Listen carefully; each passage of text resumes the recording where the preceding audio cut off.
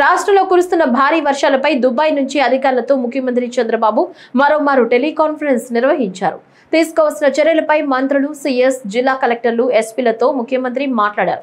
వర్ష ప్రభావిత నెల్లూరు, ప్రకాశం, కడప, తిరుపతి, అన్నమయ్య జిల్లాల పరిస్థితిపై ఆయా జిల్లాల కలెక్టర్లు, ఆర్టీజీఎస్ అధికారులతో చంద్రబాబు మాట్లాడారు.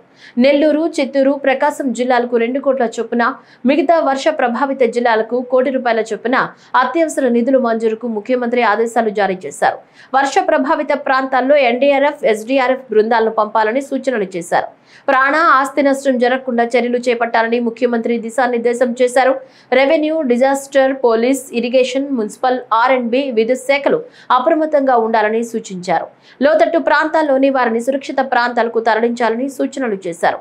రిలీఫ్ కేంద్రాల్లో బాధితులకు నాణ్యమైన ఆహారం, పిల్లలకు పాలు అందించాలని పేర్కొన్నారు.